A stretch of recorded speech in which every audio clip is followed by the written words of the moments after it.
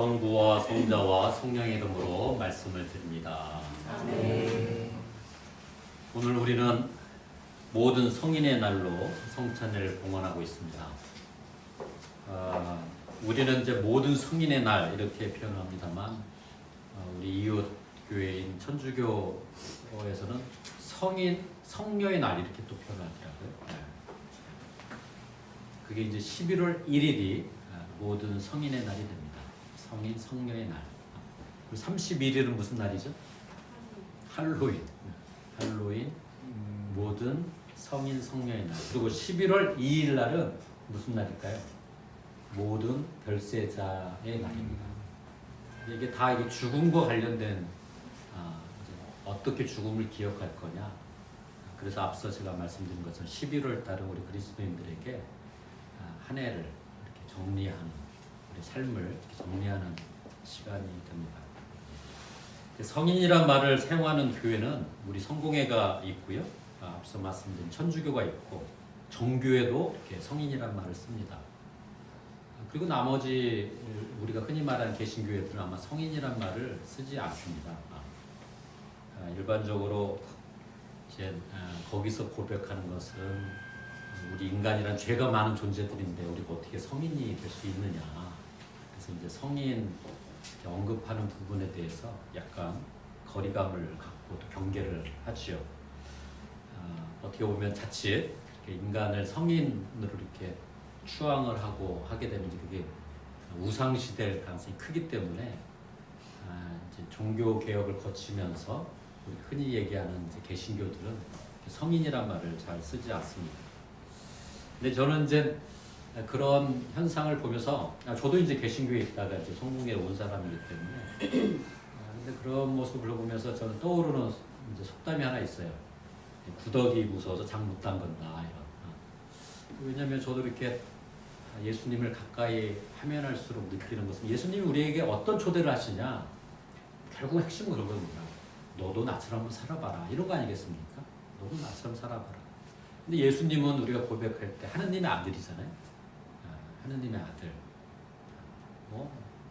우리가 상상할 수 없는 큰 힘도 갖고 계시고 전지전능하신 그런 분이신데 이런 육신, 우리 사람의 몸으로 갖고 이 세상에 오셨잖아요. 그것이 우리한테 보여준 게 뭐냐. 그리고 제자들과 함께 밥 먹고 살면서 하나님 나라를 알려주고 이렇게 살아라 안내했잖아요. 이게 뭘까? 너희들도 나처럼 살 수 있다. 이런 가능성을 열어주신 거라고 생각합니다. 물론 우리가 교만에 빠지면 안 되겠지만 성인들의 삶을 우리가 어떻게 살았길래 우리가 성인이라고 부르지? 그래서 잘 공부하고 이런 부분 내가 따라서 할 수 있는데 이런 도전도 받고 그런 열린 마음, 열린 신앙으로 우리가 살을 때 좀 더 건강하게 예수님께 가까이 가지 않지 않나 이렇게 고백을 해봅니다. 그래서 이게 우리 성공회는 사실 이런 절차가 없는데 천주교는 이제 여전히 이제 성인 이렇게 정말 신앙의 본보기가 될 만한 분들을 이제 성인으로 이렇게 추대하는 그런 절차가 있어요. 뭐 우리 최신부님이 저보다 더 잘 알겠지만 제가 한번 조사를 해봤습니다. 어떻게 하나?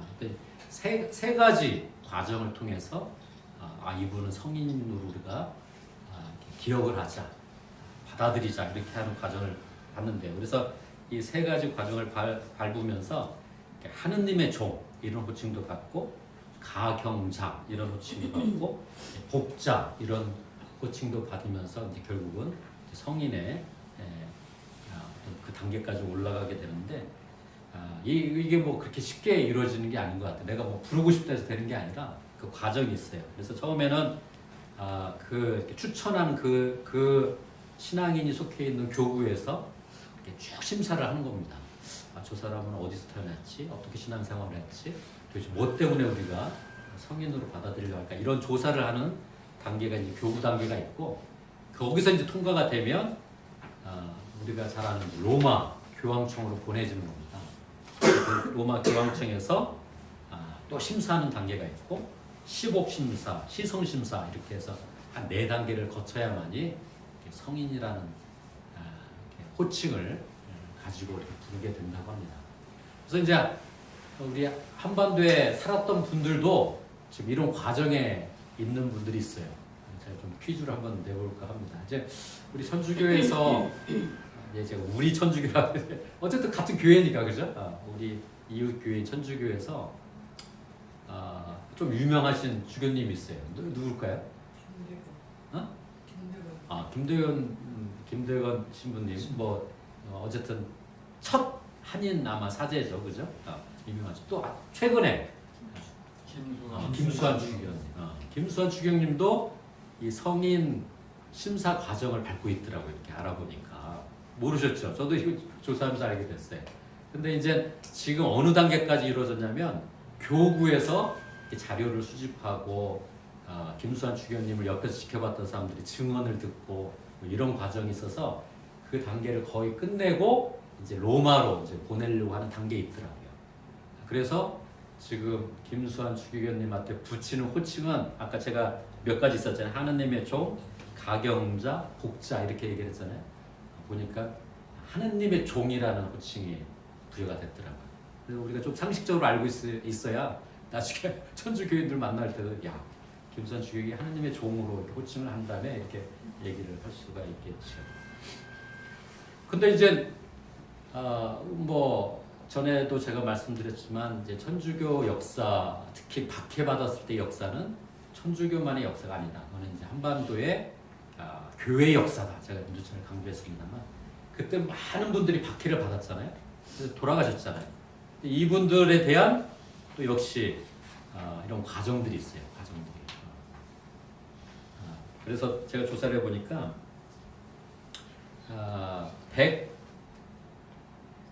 124위라고 하는 124명에 대한 이제 순교자들이 많이 있을 텐데 그 중에 이제 124명에 대해서는 이미 이제 로마 교황청으로 넘어갔고 그 로마 교황청에서는 희성 심사, 시복 심사 이런 걸 끝나가지고 복자라는 성인이 바로 되기 전 그 호칭을 부여받은 분들이더라고요. 124위 이렇게 표현합니다. 124위. 그러면 하느님의 종으로 표현되신 분도 계셨고 복자 단계로 있는 당시에 박해받았을 때 돌아가신 분들. 근데 이제 중간에 우리 가경자 이런 말도 들었잖아요. 가경자라는 호칭을 받은 사람이 있을까? 있을까요? 가경자. 내가 좀 조사를 해보니까 가경자는 이제 하나님의 종하고 복자 그 중간 단계예요. 보니까 이제 아까 얘기한 김대건 신부님은 첫 사제고 아마 한반도에 들어와서 1년 이렇게 사역하다가 돌아가셔 순교를 당하셨어요. 그래서 그분은 이미 성인이라고 이제 로마 교황청에서도 발표를 했고 그분하고 같이 신학 공부를 하고 두 번째 한국인 사제가 되신 분이 있어요. 그분이 최양업 신부님이라는 분인데 이분이 지금 그런 심사 단계에 이렇게 올라가나 봐요. 근데 이분도 전국을 돌면서 이제 김대건 신부님은 1년 만에 돌아가셨고 그러니까 남은 게 본인 혼자잖아요. 물론 이제 프랑스 신부들도 있고 했지만 한인 사제로는 본인 혼자이기 때문에 전국을 돌면서 이렇게 신앙 상담도 하고 신앙 교육도 하고 성찬례를 집절을 했던 거예요. 근데 이분도 이제 결국은 질병에 걸려서 돌아가시게 됐는데 이분이 이제 그 단계를 쭉 밟고 있는데 어느 단계까지 올라왔냐? 가경자 이 단계까지 올라왔어요. 가경자. 이 정도는 우리가 알아야 천주교회를 우리 성공회로 모시고 올 때 야, 이 정도 내가 알고 있다. 그래서 이 내용을 제가 어디서 찾았냐면 이게 천주교는 공동주부를 만들더라고요. 지난주 10월 26일이 연중 30주일이었는데 공동주일에 공동주부에 자세하게 이렇게 설명되어 있는 걸 제가 읽고 여러분에게 소개를 드립니다. 그러니까 일반 개신교회들은 성인이라는 말을 쓰지 않고 천주교는 이렇게 신앙생활을 했던 분들 중에 이렇게 우리가 좀 본받아야 할 분들 이런 분들을 이제 성인의 어떤 그런 품을 주는 그런 단계를 밟고 있는 교회고 우리는 어떻게 할까요? 이제 우리 교회에서 흔히 쓰는 말 중에 성도란 말은 있습니다. 그죠? 성도. 이 성도란 말이 뭔지 이렇게 사전을 찾아보니까 그리스도교 신자를 가리키는 말이다. 이렇게 해서 성도. 성도라는 말을 우리 쓰잖아요. 그죠? 성가에도 성도란 곡이 있고. 그래서 이 성도의 성자는 거룩할 성. 여러분 잘 알겠죠? 거룩할 성. 도는 이제 무리를 뜻합니다. 무리를 뜻하는 도. 그러니까 거룩한 무리 이런 뜻이죠. 거룩한 무리.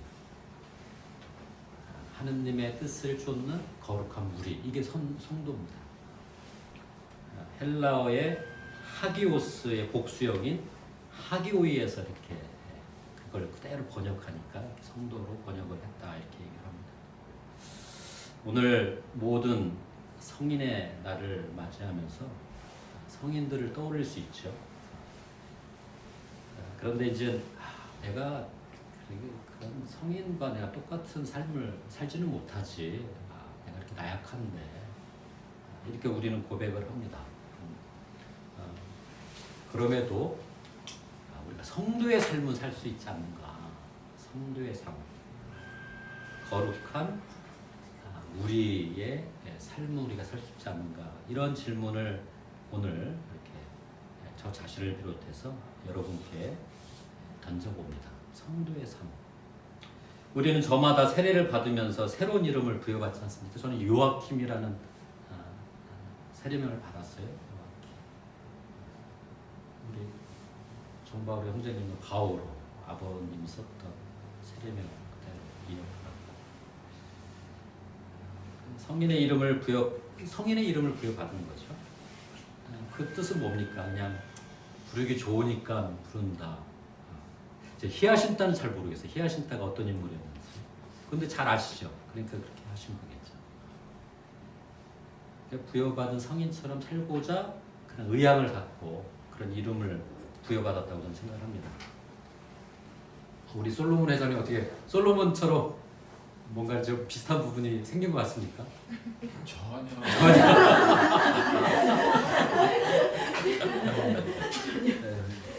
네. 그래요. 저도 역시 요아킴이 이렇게 살았겠지 하지만 멀었다. 그럼에도 성도의 삶은 내가 살아볼 수 있지 않느냐. 이 시간 그런 질문을 던져봅니다. 이 시대 성도로 산다는 것이 어떤 의미가 있을까? 어떤 모습일까? 저는 결론부터 말씀을 드린다면 오늘날 우리가 성도로 산다는 것은 고난받을 각오를 하고 사는 게 성도로 사는 것이다. 고난받을 각오를 하고 그걸 기꺼이 받아들이는 것이 이 시대 성도로 사는 것이다. 설령 내 안에 감당치 못할 고난이 없다면 나는 그런 고난 받을 만한 자격도 없고 그러고 싶지 않습니다. 그랬다면 고난 받는 이들과 함께 살아가는 그들과 친구가 돼서 살아가는 삶을 살도록 초대받는 것이 성도의 삶이다. 이렇게 저는 결론부터 말씀을 드립니다. 어떻게 더 초준이라는 드라마 잘 보고 계세요? 우리가 지금 신앙교육이 없기 때문에 제가 계속 강조하는 겁니다. 좀 성경도 같이 읽고 이런 시간들이 많으면 제가 이런 걸 왜 강조하겠어요? 그럴 우리가 시간적 여력이 안 되니까 그 드라마를 보게 되면 자연스럽게 공부도 되고 도전도 받고 하기 때문에 제가 자꾸 이렇게 한번 보시라는 겁니다. 마태복음 20장 20절 이하의 말씀을 보면 저 드라마 보면서 이것도 굉장히 또 확 와닿던 부분이에요. 마태복음 20장 20절 이하에 어떤 게 있냐면 제가 읽어드릴게요. 그때에 제베데오의 두 아들이 어머니와 함께 예수께 왔는데 그 어머니는 무엇인가를 청할 양으로 엎드려 절을 하였다. 예수께서 그 부인에게 원하는 것이 무엇이냐 하고 물으시자 그 부인은 주님의 나라가 서면 저의 이 두 아들을 하나는 주님의 오른편에 하나는 왼편에 앉게 해 주십시오 하고 부탁하였다.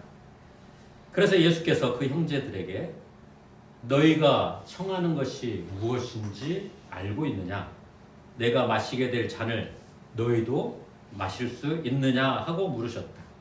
그들이 마실 수 있습니다 하고 대답하자 예수께서는 다시 이렇게 말씀하셨다. 너희도 내 잔을 마시게 될 것이다. 그러나 내 오른편에 내 왼편 자리에 앉는 특권은 내가 주는 것이 아니다. 그 자리에 앉을 사람들은 내 아버지께서 미리 정해놓으셨다. 이렇게 말씀하신 성경 말씀이시죠. 기억나시죠? 이거 제가 드라마 보니까 이 두 아들이 누구예요? 누굴까요? 나중에 꼭 드라마를 보세요. 이 어머니는 살로메라는 이름을 갖고 있는 어머니고, 그 예수님의 제자들은 서로 높은 자리를 찾으려고 애썼습니다. 예수님이 이제 12제자를 이렇게 불렀잖아요. 같이 데리고 다니면서 가르치기도 하고 막 기적도 행하시고 하여간에 그런 모습을 보면서 제자들이 서로들 어떻게 하면 내가 예수님의 제일 가는 제자가 될까, 아마 그건 자연스러운 겁니다. 그런 경쟁이 붙은 거죠. 근데 이제 시몬이라고 불렀던 베드로가 결국은 너는 이제 더 이상 시몬이라고 부르지 않겠다. 피터, 베드로라 부르겠다. 너는 반석이다. 그 반석의 교회를 세우겠다. 이렇게 이제 예수님이 얘기를 하잖아요. 시몬에게. 근데 그걸 보고 제자들이 어떻게 생각했어요? 아유, 그렇지. 시몬은 우리 중에 수제자야. 당연히 저렇게 해야지. 이랬을까요? 그렇지가 않더라는 겁니다. 왜? 똑같이 가서 고생하고 똑같이 예수님을 따르고, 또 아까 이제 앞서 말씀드린 이 마태복음 20장 20절에 나온 두 아들은 이 시몬보다 더 열심히 예수님을 섬겼고 예수님이 하는 일이라면 뭐든지 했던 사람들인데, 자기들한테는 새로운 이름을 주지 않고 시몬에게만 줬단 말이죠. 다른 제자들은 많이 부러워했을 겁니다. 그런데 이 시몬에게 베드로라는 이름을 준 이유는 뭐냐? 그것은 나 다음으로 죽을 차례는 너다, 이 얘기했다는 거예요. 내가 죽을 텐데 그 다음번 죽을 사람은 너다라는 걸 베드로에게 얘기를 했던 거죠. 전에는 저도 잘 몰랐던 것입니다만 시몬이 베드로가 돼서 예수님의 길을 이어갈 수 있었던 것은 그 제자들 가운데 시몬이 가장 능력이 탁월했기 때문이 결코 아니었다는 겁니다. 그는 예수님을 따르면서 그가 가장 소중히 여겼던 것을 잃게 됩니다. 잃었어요. 그래서 막 예수님도 원망하고, 왜 다른 사람들은 다 기적을 일으켜서 치료를 해주는데 왜 내 가장 소중한 걸 잃었을 때는 아무것도 안 하십니까? 원망을 하죠. 그런 과정을 겪고 나서 예수님께서는 시몬에게 너는 이제 피터다, 나 다음으로 죽을 사람이다 라는 것을 얘기를 하신 거죠. 예수님을 따르면서 이제 모두 삶이 그래요. 예수님을 따르면 모든 게 잘 될 거야. 내가 욕망하는 거 모든 게 다 성취될 거야. 이렇게 믿죠. 그러나 저도 그렇고 여러분도 그렇잖아요. 예수님 따르면서 모든 게 다 이루어졌어요? 물론 이제 간증하는 사람들 보면 다 이루어졌대. 저는 그런 간증 싫어요. 왜? 나는 그렇지 않았는데. 오히려 예수님을 따르면서 내가 가장 소중하게 생각했던 걸 잃은 경우는 있어요. 그렇지 않나요? 그럼에도 예수를 따르는 삶을 포기하지 않는 것, 그게 성도의 삶인 것이죠. 저도 이제야 이제 깨닫는 겁니다. 내가 소중한 것을 지키고 그것을 성취하기 위해서 예수님이 필요한 게 아니라 그것보다 더 중요한 게 예수님이었구나. 이제 저도 이제 깨닫고 있는 겁니다. 예수님과 함께 걸어가며 내가 가장 소중하게 여기는 것을 잃어버리는 경우가 얼마나 많습니까? 그때 우리는 뭘 해야 돼? 예수님이 있었지. 예수님이 어떻게 보면 나에게 가장 소중한 존재지. 이렇게 고백을 해 나가는 게 성도의 삶이라는 겁니다.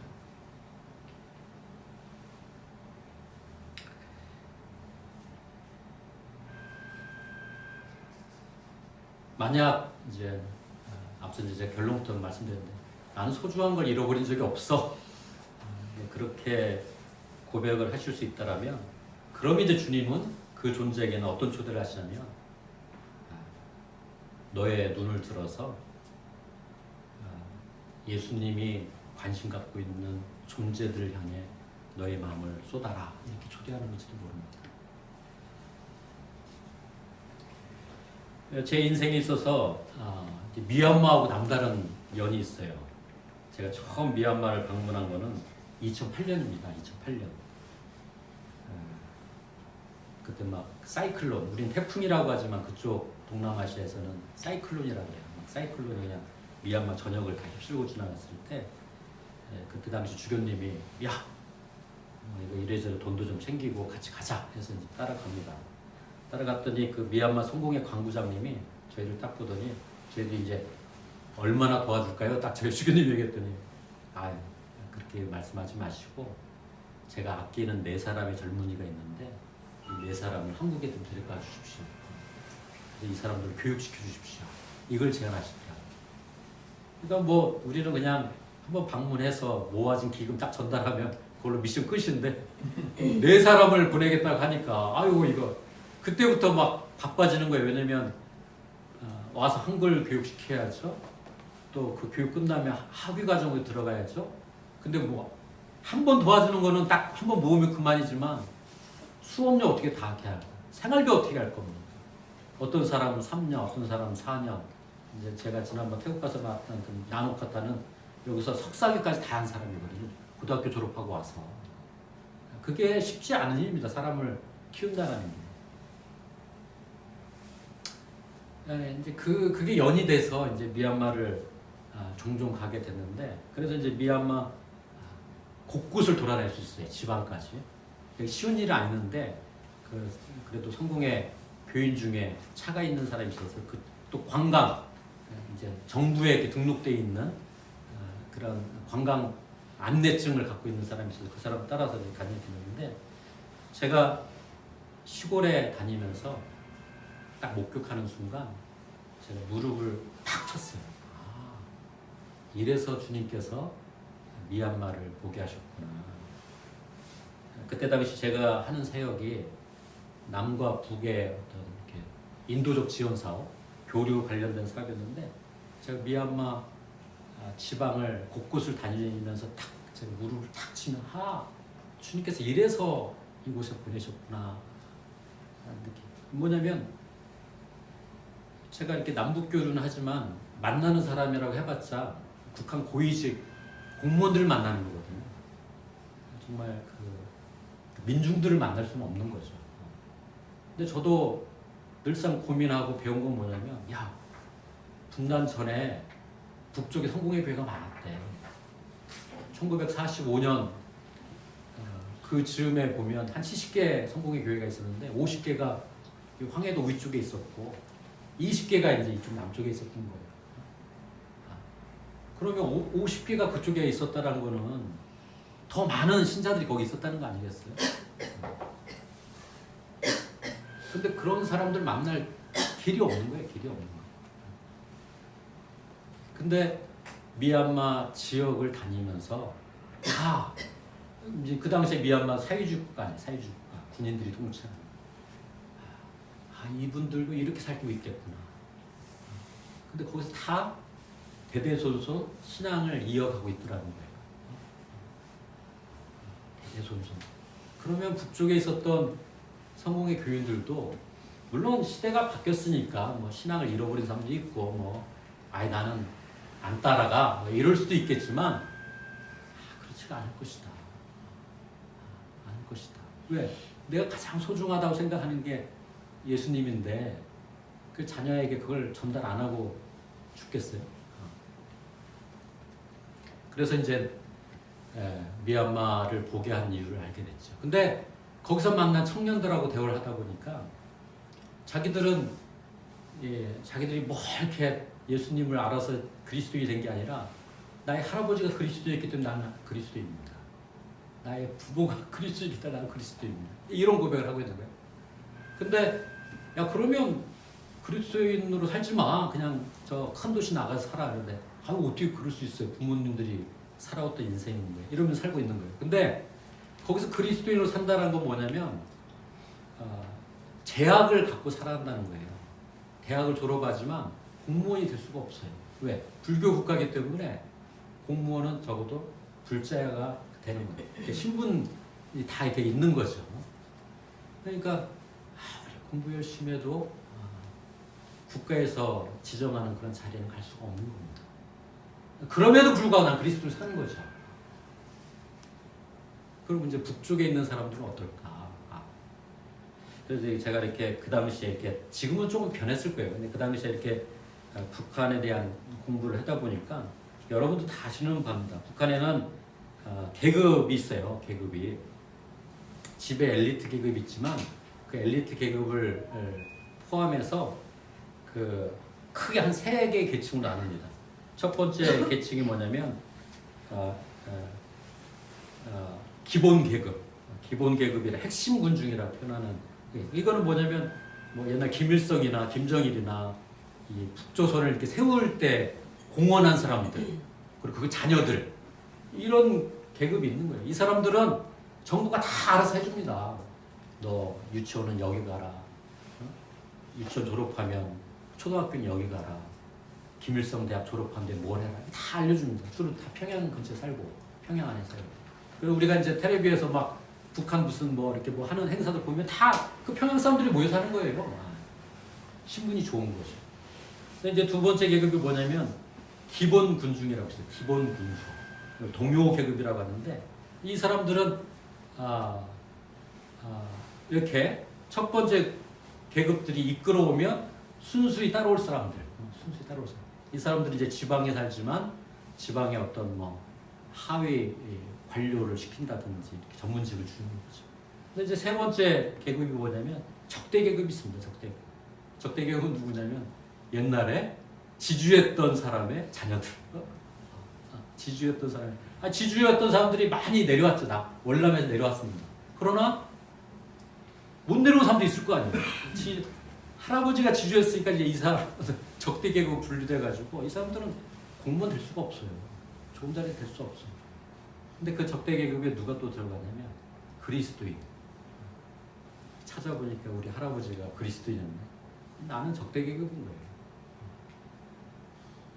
그 사람들은 평양 근처 가지도 못하고 큰 도시 근처 못 가죠. 어딘가에 흩어져 가지고 지금도 살고 있을 겁니다. 세월이 많이 흘러 이런 분류가 그대로 유지된다고 제가 단언할 수는 없지만 상당 부분 제가 미얀마 가서 지방 곳곳에 가서 보니까 비슷하게 살고 있을 것이다. 그래서 저는 제 선교의 목표는 어디냐? 언젠가 그런 그리스도인들을 만나게 해주시라고 저를 준비시키고 있다. 저는 그렇게 제가 생각하는 선교를 정의를 하고 있습니다. 모든 성인의 날을 기념하면서 저는 저 자신을 비롯해서 우리에게 질문을 해야 한다고 말씀드렸습니다. 성도의 삶이라는 게 과연 뭘까? 성도의 삶. 이 시대 성도로 산다는 게 뭘까? 오늘 복음 말씀 다시 한번 읽어드리고 설교를 마칠까 합니다. 그때 예수께서 제자들을 바라보시면서 말씀하셨다. 가난한 사람들아 너희는 행복하다. 하느님 나라가 너희의 것이다. 지금 굶주린 사람들아 너희는 행복하다. 너희가 배부르게 될 것이다. 지금 우는 사람들아 너희는 행복하다. 너희가 웃게 될 것이다. 사람의 아들 때문에 사람들이 미움을 사고 내어 쫓기고 욕을 먹고 누명을 쓰면 너희는 행복하다. 그럴 때 너희는 기뻐하고 즐거워하여라. 하늘에서 너희가 받을 상이 클 것이다. 그들의 조상들도 예언자들을 그렇게 대하였다. 그러나 부유한 사람들아 너희는 불행하다. 너희는 이미 받을 위로를 다 받았다. 지금 배불리 먹고 지내는 사람들아, 너희는 불행하다. 너희가 굶주릴 날이 올 것이다. 지금 웃고 지내는 사람들아, 너희는 불행하다. 너희가 슬퍼하며 울 날이 올 것이다. 모든 사람에게 칭찬을 받는 사람들아, 너희는 불행하다. 그들의 조상들도 거짓 예언자들을 그렇게 대하였다. 성부와 성자와 성령의 이름으로 말씀을 드렸습니다. 아멘. 오늘의 말씀을 기억하며 잠시 침묵하겠습니다.